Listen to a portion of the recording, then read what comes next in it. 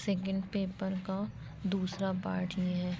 उसके आगे जो मैंने फर्स्ट वीडियो डाली थी ये उसके आगे का है।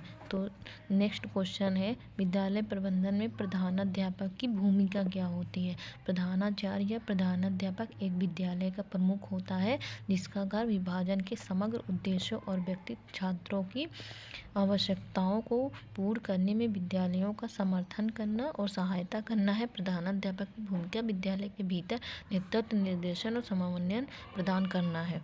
फिर नेक्स्ट है, ग्राम शिक्षा समिति के सदस्य कौन कौन से होते हैं। तो ग्राम पंचायत के सदस्य जो होते हैं प्राथमिक विद्यालय के प्रधानाध्यापक, आंगनबाड़ी कार्यकर्ता, बलवारी कार्यकर्ता, ग्राम नर्स, बहुउद्देशीय स्वास्थ्य कार्यकर्ता, ये सब हमारे कौन होते हैं, ग्राम शिक्षा समिति के सदस्य होते हैं। ग्राम शिक्षा समिति के काम क्या क्या होते हैं, तो गाँव के लिए शैक्षिक योजना बनाना, विद्यालय विकास योजनाएं तैयार करना, शिक्षकों की क्षमता बढ़ाना, ग्राम शिक्षा की योजना बनाना, प्राथमिक शिक्षा को सभी तक पहुँचाना, ये हमारे क्या है, ग्राम शिक्षा समिति के काम है। फिर नेक्स्ट हमारा क्वेश्चन है, शिक्षा एवं विद्यार्थियों द्वारा विद्यालय के पुस्तकालय का बेहतर उपयोग कैसे किया जाता है। तो पुस्तकालय को आकर्षक और स्वागत योग्य जगह बनाएं, छात्रों को पुस्तकालय जाने के लिए प्रोत्साहित करें, पुस्तकालय में शांत वातावरण बनाएं, पुस्तकालय में किताबों की देखभाल और व्यवस्था में छात्र मॉनिटरों को शामिल करें। और भी ये कई सारे पॉइंट हैं जो आप अपने से पढ़ लीजिए।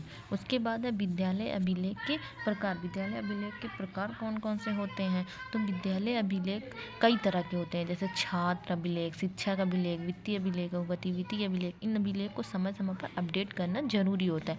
फिर आता है छात्र अभिलेख। क्या होता है, छात्रों की संख्या, नाम, आयु, पता, विषयवार, कक्षानुसार संख्या, प्रवेश रजिस्टर, उपस्थिति रजिस्टर, स्कूल छोड़ने का प्रमाण पत्र, संचयी रिकॉर्ड का प्रदर्शन रिकॉर्ड।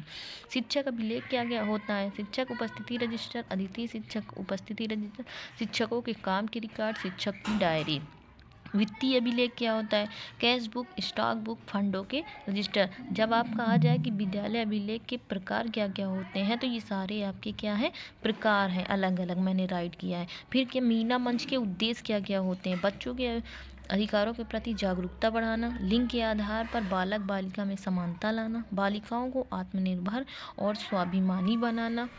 और भी ये आपके पॉइंट दिए हुए हैं मीना मंच के उद्देश्य के। फिर उसके बाद विद्यालय पर्यवेक्षण के उद्देश्य क्या क्या होते हैं, छात्रों की ताकत और कमजोरियों का पता लगाना, छात्रों के अधिगम की उपलब्धि का आकलन करना, छात्रों में विचार और तर्क को प्रोत्साहित करना। आप लॉन्ग में कम से कम 6-7 पॉइंट लिखना जरूरी होता है, तभी एग्जामिनर पूरे 2 में 2 मार्क्स देगा, वरना वो कट कर लेगा। विद्यालय में पर्यवेक्षण की आवश्यकता के कारण क्या क्या होते हैं, शिक्षण अधिगम की गुणवत्ता में सुधार, छात्रों के बेहतर नतीजे, शिक्षण अधिगम की प्रक्रिया में सुधार, ये सब हमारे क्या है, विद्यालय में पर्यवेक्षण की आवश्यकता के कारण है, ये जो दिए हुए हैं। अगर आपको मेरी नोट्स चाहिए तो मैं आपको नीचे दे सकती हूँ। आप मेरे चैनल को लाइक एंड सब्सक्राइब करें, ज़्यादा से ज़्यादा शेयर करें।